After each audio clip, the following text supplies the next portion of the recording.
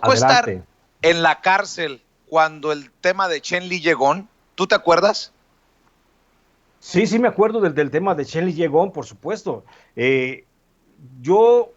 llegué después, por supuesto, y nunca estuvimos en la misma cárcel, pero por supuesto que recuerdo Te el tema de Chen Li pregunto, Yegon. Y, te pregunto sí, por esto. Se hablaba en la cárcel de los millones de dólares porque ahora en la cuarta transformación, en el gobierno de la cuarta transformación, hacen tirar reversa en plena carretera a Felipe Calderón porque dicen en la cuarta transformación, dicen en el gobierno del presidente Andrés Manuel López Obrador que no encuentran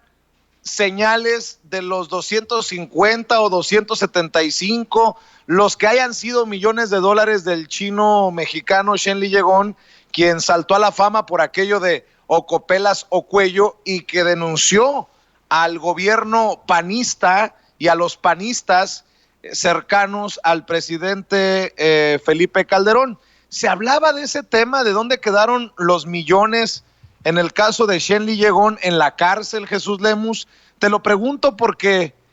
es importante para nosotros saberlo y desafortunadamente se ha caído la comunicación con Jesús Lemus. Estamos tratando de hacer la reconexión con Jesús Lemus, cosas que no están en nuestro control, pero pues quiero saber si en el círculo en donde estuvo Jesús Lemus 3 años y 5 días, en una de las cárceles más importantes de México, junto a personajes como El Grande, como Rafael Caro Quintero,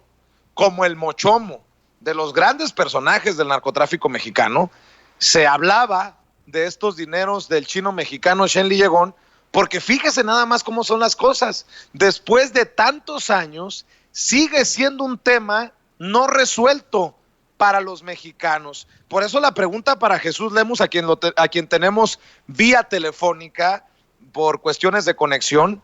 es: se hablaba en ese círculo del narcotráfico, en el bote, en la cárcel, en donde estuvo Jesús Lemus 3 años y 5 días, con Rafael Caro Quintero, con El Grande, con el Mochomo, con todos estos personajes. Se hablaba de los millones del chino Chen Li Yegon, y te lo pregunto, Jesús, porque hasta el momento, pues no queda claro dónde quedó el dinerito. Sí. Gracias, se cortó la comunicación. Estamos en una zona de difícil acceso donde no llega la cobertura de estos señores de Telcel. Pero bueno, te comentaba, mi querido Vicente, en la cárcel cuando estuve, por supuesto que se hablaba de los millones de Shen Li Yegon, porque justamente en la cárcel de Puente Grande me tocó estar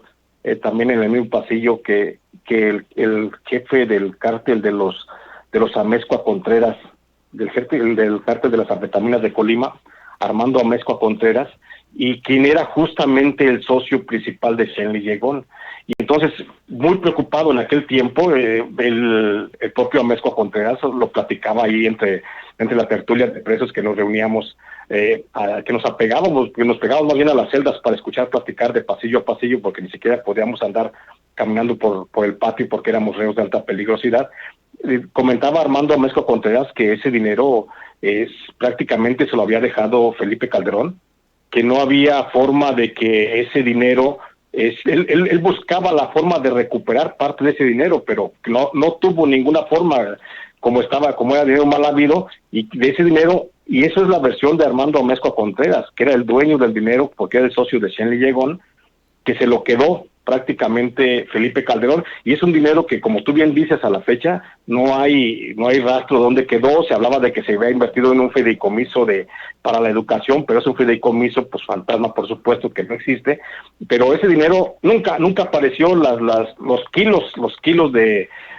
dólares que estaban ahí sobre la cama de Shen Li Yegon pues desaparecieron así de la noche a la mañana, y es un buen tema que creo que hoy debería de buscarse ahora que estamos purgando deudas del pasado. Para cerrar